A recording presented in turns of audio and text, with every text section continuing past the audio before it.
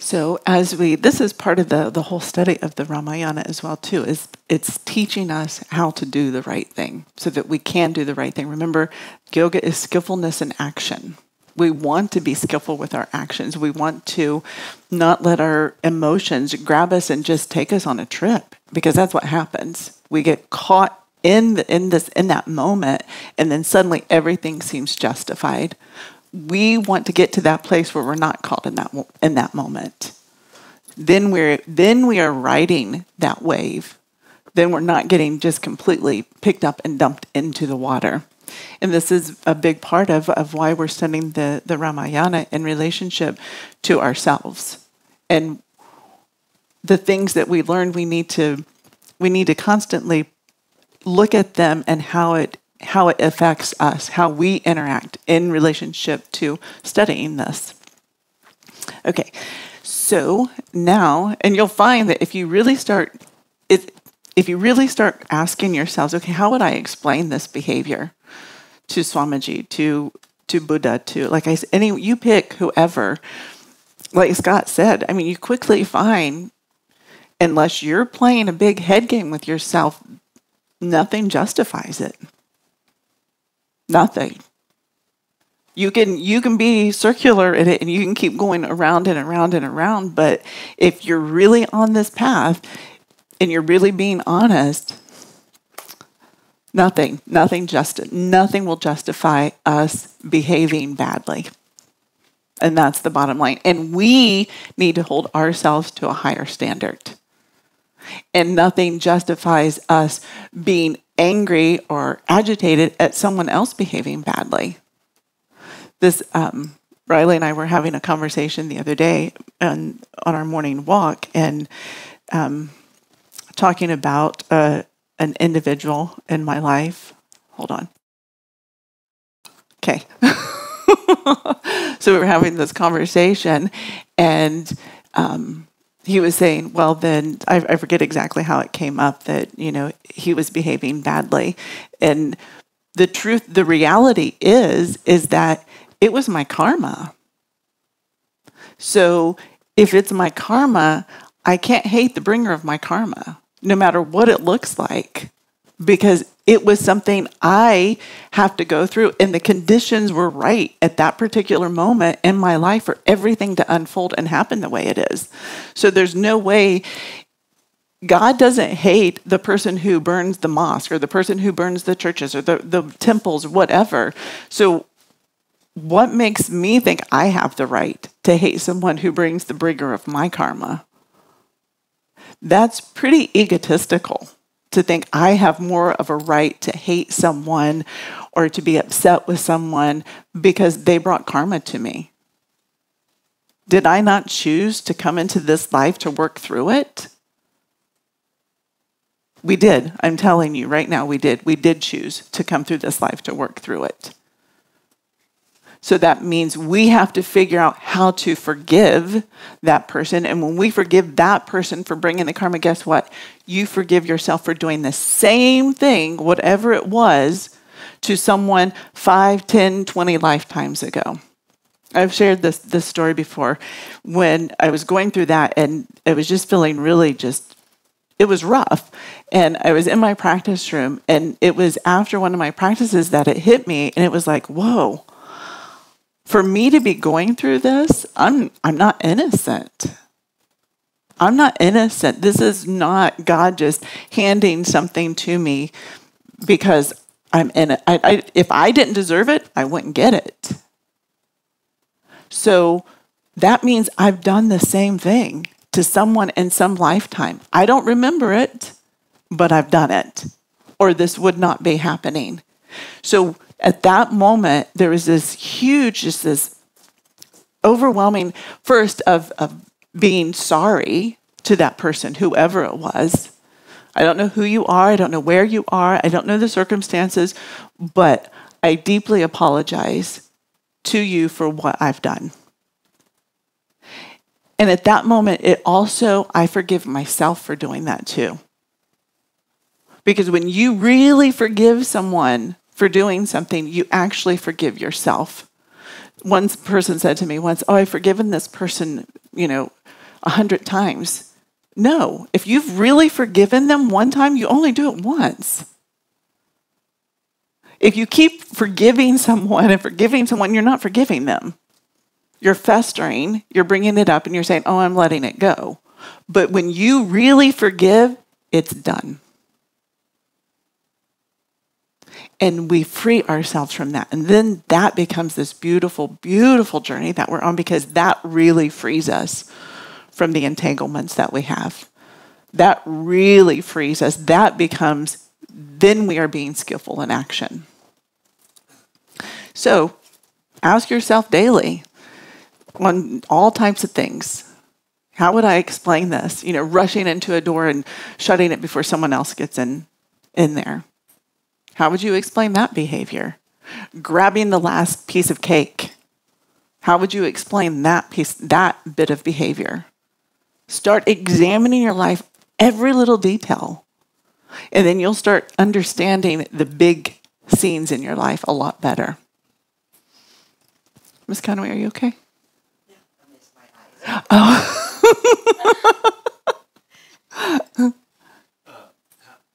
If you say you forgive someone, and then how do you deal with like your memories or those feelings that come back? If you feel those feelings of frustration or anger, how do you view that? If you've really forgiven them, there's no anger or frustration associated with it. And that I know, because it was easier for me to let go of what happened in the basement that night with Joe than it was with Leon and Carly. That was a lot harder for me. And there would be times that I would be like, yep, I've moved through this. And then something would happen and be like, oh, you fucking asshole, in my head, right? Being honest.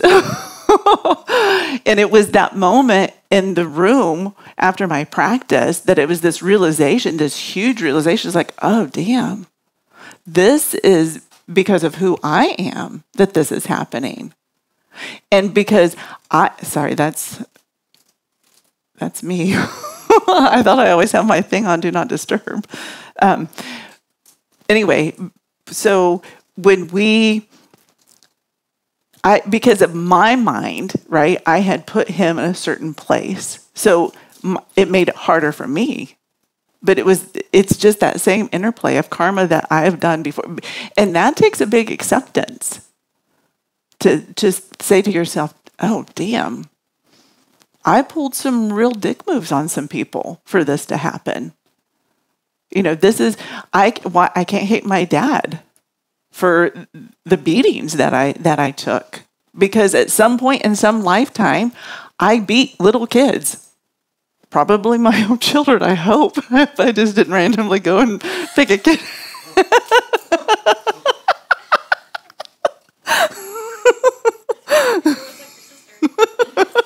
Right. Yoga, the only place we can laugh at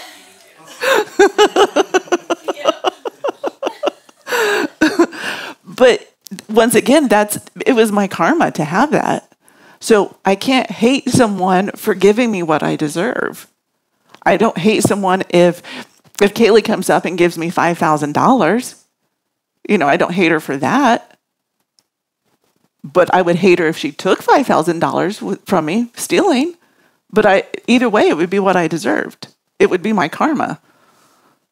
But we have this duality in our minds that makes it good, that makes it bad. Oh, she gave me $5,000. That's fabulous. Oh, that little heifer took $5,000 from me.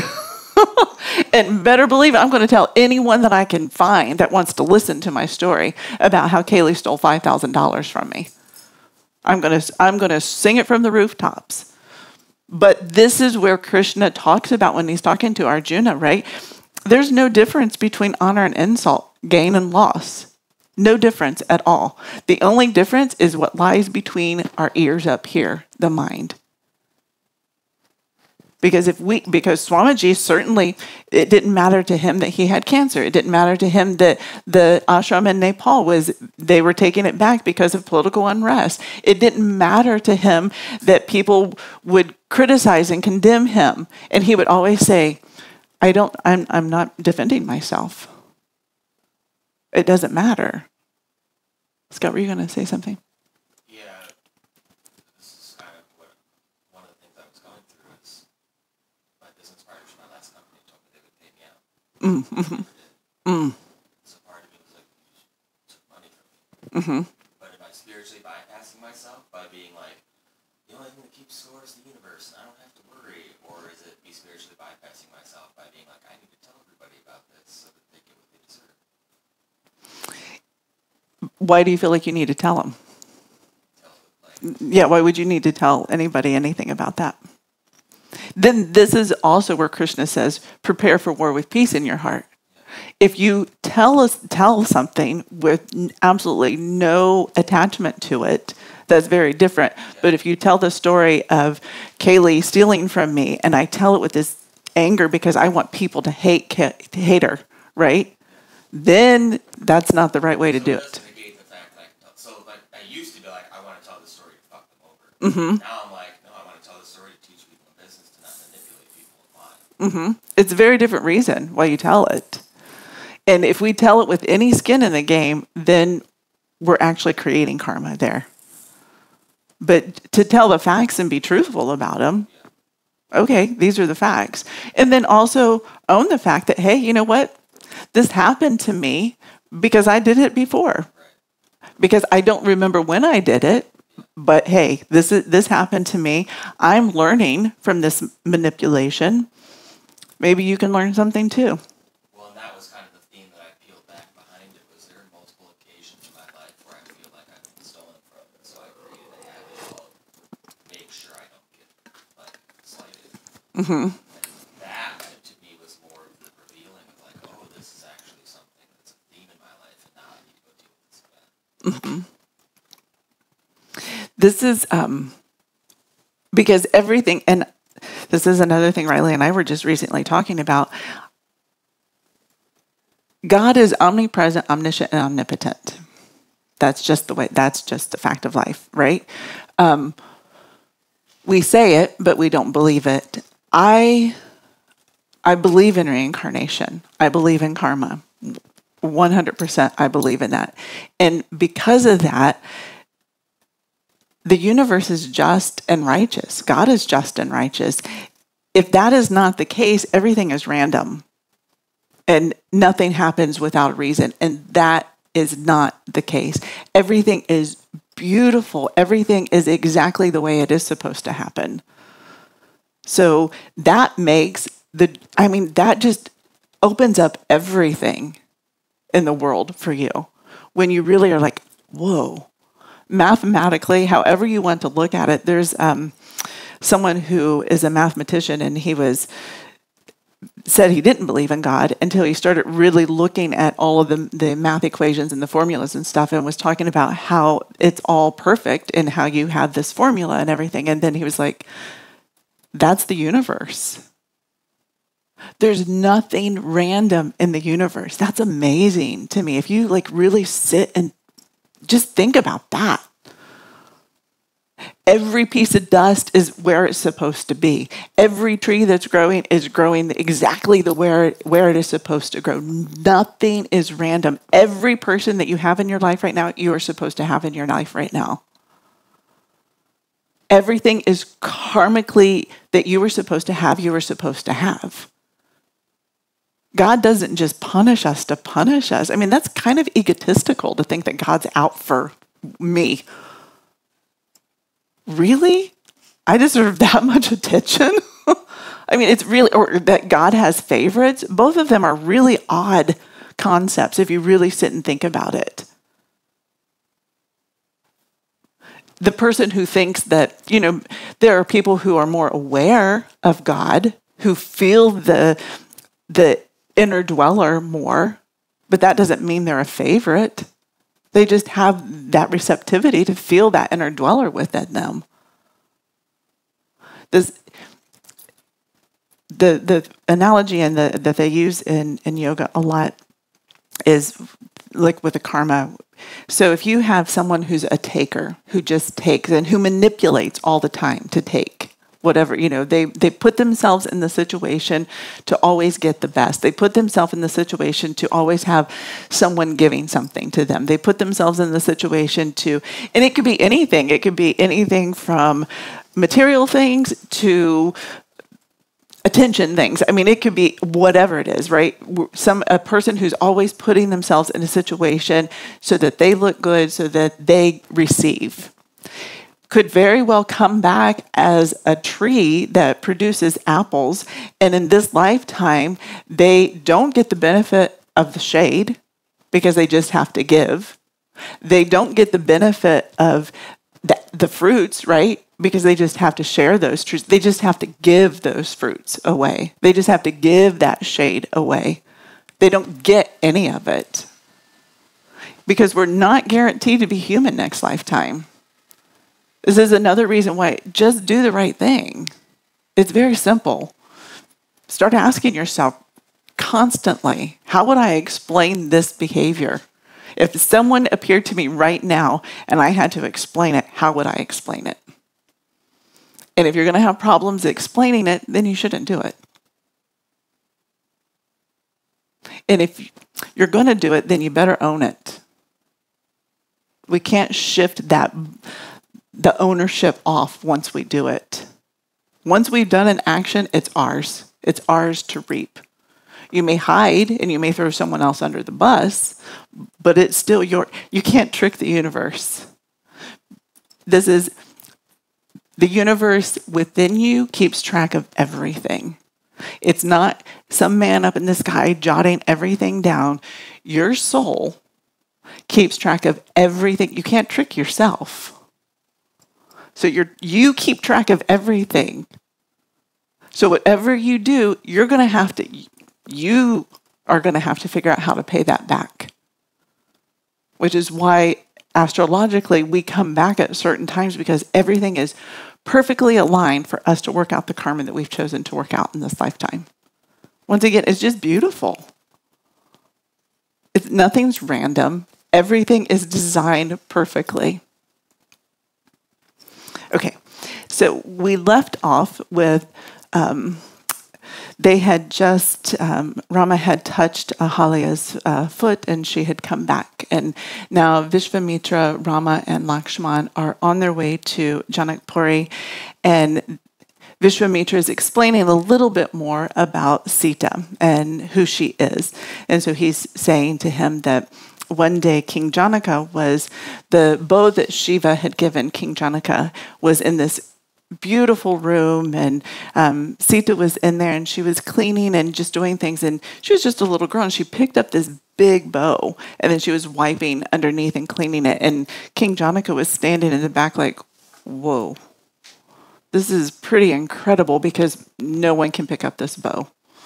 And now his daughter, right, is picking up the bow and cleaning underneath it. So he goes in and he's talking to her and he's asking her, why did you do that? And she's like, oh, Daddy, it's just dirty underneath. I wanted to get the dirt from underneath and clean it. And he's thinking to himself, she's more special than I thought. So whoever marries her is going to have to be able to pick up this bow as well. He has to at least be equal in strength to her. So he's planning at this point, when they have this Dhanusha Yagya, this bow lifting ceremony, he's explaining or thinking that whoever does this has to be able, or he's not worthy of her, because there's something very special. I don't even know exactly everything about her, because remember, he had gone through and he was plowing the earth and he found her in a furrow. So this is saying a lot. One, King Janaka was this, he is full of insights too. He has this Upanishadic knowledge, and he was this incredible, and to be a real karma yogi, you have to have knowledge. You have to have wisdom. Because to be a karma yogi, you do things, one, selflessly. So there's no reason to claim any glory for yourself. But you do everything for the right reasons. You do it because you know that's what you're supposed to do. Otherwise, you don't do it. And so with Sita, what this is representing, so she is this knowledge that we can, when we're plowing, right? When we are doing our studies, when we're doing our karma yoga, when we are plowing into that, what we find is Sita, which means our purified intellect. But we have to do the work. We have to plow. We have to get into those furrows. Because then Sita, the purified intellect, is also representing understanding our habits, our samskaras. Why do I eat the way I do? And I'm not talking about like left-handed or right. Those are also samskaras, but I'm talking about like, why do I feel like I have to eat first? Or why do I feel like I have to do this? Or why do I feel like whatever it is, understanding those deep-rooted samskaras that make us act the way we act. Our personality, our traits, our habits. What are your big habits? When you start really studying yourself, getting into that, and you start digging into that, you will understand what lies in your unconsciousness, in your unconscious mind. So they've gone through and they're headed to Janakpuri, and they get there, and Vishwamitra is showing them around the city, and everyone's just madly in love with Rama and Lakshman. And that's because they're divine beings, right? The people, we see them and they see that happiness. They see that glow. They see that brilliance within them, that effulgence. And they're naturally drawn to that. They want that. So Vishwamitra showing them all around. And then they come to the palace gardens.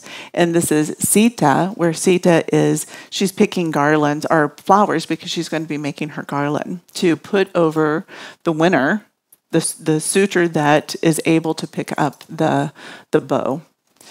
And Ram and Sita see each other. And there's this immediate attraction. There's this immediate whoa. And that is the intellect, right? That is moving into that divine intuition. And when you see the soul, Rama, there's that connection. You no longer want anything else. Wow. We have all kinds of things happening, don't we? So them meeting each other or seeing each other, they didn't even talk at that point, but there was just that connection that they shared, just that glance. She's picking the flowers that she's going to make the garland with, and they see each other in the gardens, and there's just that. And that's what happens when our intellect becomes purified. We want our higher self. We no longer want the worldly self, the lower, the me, the I, the minds. We want that bigger self within us. So now they come to the ceremony, and they're in the hall, and they're Raman and Lakshman and Vishwamitra. King Janaka places them, so they're sitting up in the palace chairs with them, because King Janaka, once again, he knows, right? He recognizes Vishwamitra. So, but the important thing too to remember, so we have Vishwamitra and we have Lakshman and we have Ram. We have them traveling to this yagya, to the ceremony. And Vishwamitra and Lakshman and Ram represent, so it's that they represent viveka, they represent vairagya, they represent, Lakshman is that determination, they represent Vishwamitra is that abhyasa, that practice. And those are the three things that we have to travel with the soul. If we're really moving forward, we want viveka, we want discrimination, we want dispassion, we want practice, and we have to have that sankalpa, we have to have that determination if we're traveling to meet the soul.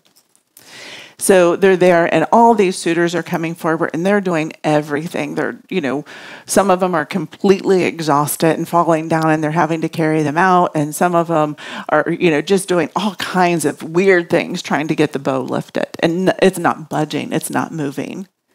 And Vishwamitra looks over to Rama, and he says, "It is time, you go and lift the bow." And what I've always found very interesting about this is that So he had seen Sita in the garden. And at that point, there was something so tangible between them. But he did not go to lift the bow until his guru told him to. That's just a very powerful thing. Think about this goes back once again to do the right thing. Your inner guru will tell you what to do. Will tell you the right thing to do. The problem is the ego doesn't listen. If Rama had been all egotistical, he'd have gone down there and gotten in line right away to lift the bow up. But he didn't. He waited until it was the right time, until his inner guru, until Vishwamitra told him, now you go lift the bow. That is really powerful. It's something that all of us need to think about. Instead of us just jumping, right? Something happens and we just jump. Our reaction is immediate. We don't pause. We think something is ours and we're going to take it. So he sat there waiting until his teacher told him to go. It's really, really powerful to think about. That is doing the right thing. So he goes down there and he picks up the bow and he's getting ready to string the bow. And as he pulls it, it breaks into two pieces. And immediately King Janaka is just like, this is the man. This is the man that is supposed to marry my daughter. And he says something along the lines in my head. This is what he says. Here is my daughter Sita, who will tread the path of Dharma with you. Take her hand as she will be like your own shadow. So beautiful. Dharma, right? And if we are in a relationship, we need to make and this is any relationship we have, it needs to be a dharmic relationship. It cannot be a karmic relationship. It can be, and most of them are. I shouldn't say it can't be. It can be. Most of them are. But that keeps us coming back and doing the same thing over and over and over. Dharma is we tread that path so that we are committed to each of us moving forward and becoming one step closer to knowing who we are. So now Rama has picked up the bow. He's broken the bow. Sita, has gone to garland him. And now these other suitors are getting really feisty and really angry about this. Wait, what do you mean? This isn't, they were thinking about ways that they could go and all start a fight and kidnap Sita and take her. And then Parashurama comes in and he is angry. How could someone dare do such an egregious act? You picked up Shiva's bow and broke it. He is angry.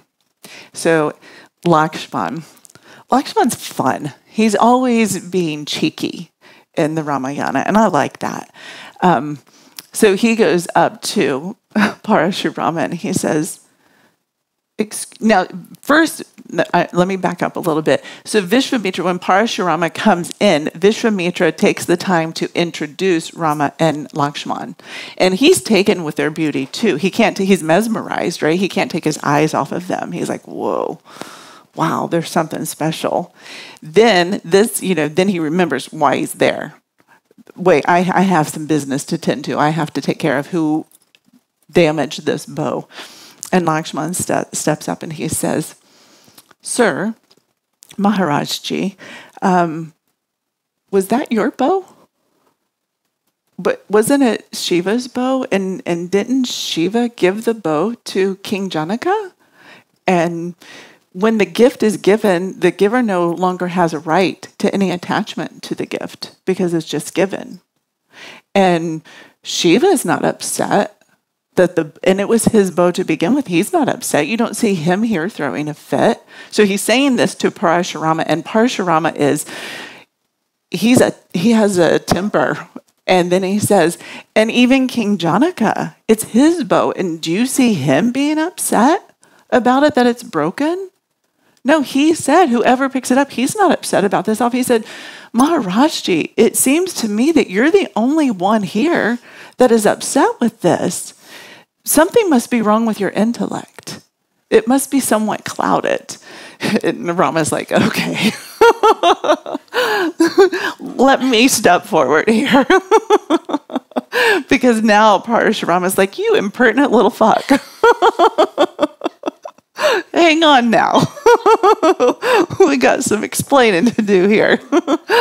So Rama steps forward and he starts explaining to him. And then Parashurama is thinking, oh, I think this is Vishnu in the incarnation of Rama.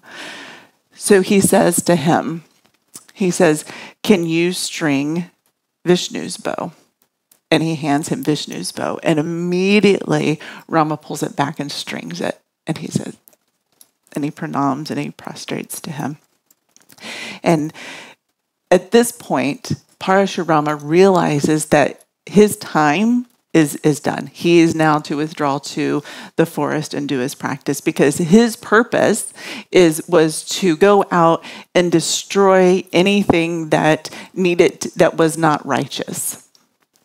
Now, what this means for us internally, our Parashurama this is our discipline. And sometimes that needs to be, you have to take an axe to it, right? You have to be very firm with your discipline, especially when we're starting out. I'm going to go to bed at 10 o'clock. I'm waking up at 5 o'clock. I'm eating lunch at noon. I'm going to do a practice at this time. I'm going to do a practice at this time. So that means I can't go to this party and I can't go to this gathering and I can't do this because this. So you need Parashurama. You need that in your life.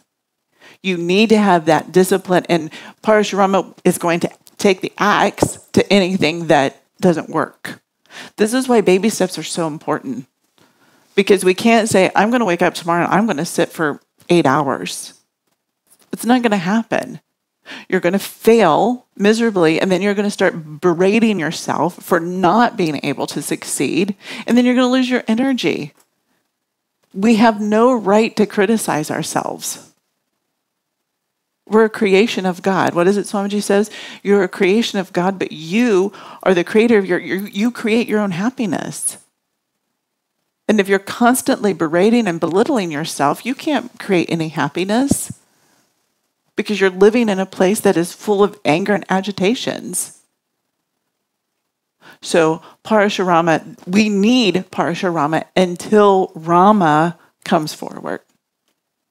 Because the Rama energy is more subtle, is more persuasive. But sometimes we need a swift kick in the ass, right? That's where Parashurama comes in. And that's exactly what we need. And he has the axe that has been given to him by Shiva, which then, if we think about that, Shiva is the destroyer of those things that we don't need. And sometimes getting those things destroyed isn't pretty. It's hard. It's quite hard. It's quite challenging. But that's what needs to happen. If you have a tumor on your leg, you need to remove the tumor. And if it's a big tumor and they have to go in and they have to cut it out and maybe even a little bit of muscle or whatever, there's some pain to it. But is it better to remove that tumor than to let it grow and get bigger and bigger? So this is Parashurama. He's going to come in and he's going to cut off what doesn't need. He's going to kick us in the butt and get us busy. And then, so when Rama lifts and breaks the bow into 2 pieces. So first let's backtrack just a bit. So when Sita lifts it up, right, this is showing us that separation between real and unreal. And that's part of that purification of the intellect. We start seeing things as real and unreal. This is unreal. This is not going to go with me when I die. This body is not going to go with me when I die. What is going to go with me? My habits, my samskaras, my unconscious mind. So why wouldn't I want to do things to clean that up instead of working so hard to make sure that this body or this house looks? I'm not saying that we don't want things neat and tidy. We do, as within, without. But our attachment, our loyalty is to the things in the world that aren't real. We need to shift our loyalty, our attachment to what is real, to God, our own inner dweller. So then when Rama breaks it, so this is really quite powerful. So this is where it is a real battle has now commenced between the ego and the soul. This is where we are no longer identifying the way the ego wants us to. We're breaking that attachment. And this is where the ego fights back because the ego wants to be in charge. The ego thinks it should be in charge because the ego's been in charge for lifetimes. And now you're telling the ego that, oh, you're not in charge? Wait a minute. We didn't talk about this. I need a severance package or something. So this is where when we start, and I love really thinking about this. So when Rama breaks it, so we move from pravriti to nivritti. And so when we're in pravriti, this is when we're stuck in this realm of karma. This is when we just keep coming back, and doing the same things over. This is the swarga, right? Where we, after we do so many good deeds that we've identified with, then when we die, we go to these heavenly realms. But once the karmas are done, we get kicked out and we come back to Earth to do it over again, or whatever planet that we happen to be working with. Same thing, we could go to those hellish realms for karmas that we have to pay back. Then we get kicked out and then we come back and we start it over again. But when we start working with this whole nivritti, then this is that skillfulness in action. This is when we are no longer doing things to feed the ego. We're doing things because it's the right thing to do. We're doing things because we're serving God. That's part of that breaking of the bow. We break that attachment to that I-ness. This is mine. I was, I don't know, this morning, I think when I was vacuuming, thinking about how if we can't give, I think it's in the newsletter this last month, the Guru Purnima newsletter, but if talking about give credit away. Why do you need to take credit for everything that you do? But if we can't give credit to someone else, we certainly can't give credit to God. So if you can't even pass the buck, so to speak, and give credit to someone else for doing something, then you certainly will never be able to give credit to God. You will certainly never think that you have an inner dweller in you that is doing anything. Start giving that away. It's really quite liberating to not feel like you have to take credit for everything that happens. That's just stroking the ego, and then that keeps you coming back into the realm of karmas. But if you can give it away because you're not identified with it, and maybe it could be just starting with something small, something little that you give credit to, just whatever it is. Just give it away, and you will find that yourself becomes more and more liberated. Because those things that we seek, they really bind us. And they keep us stuck. It's a chain, right? And it will just keep us stuck. It'll just keep us, it could be this pretty wonderful mala, but it still has the potential to bind us, right? We could wrap that around and tie ourselves up with it. And that's doing things for credit. That's one way that we do bind ourselves, that we keep ourselves stuck in this. Let's see here.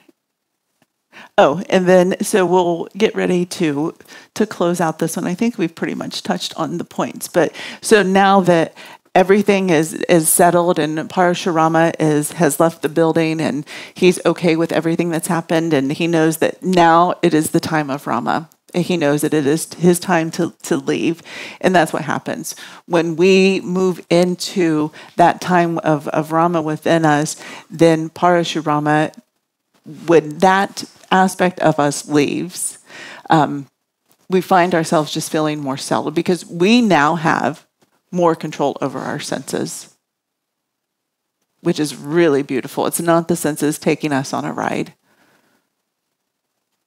So when that time comes, everything is settled, and then King Janaka announces that they will begin making the wedding preparations for this divine couple. I think that's it for today.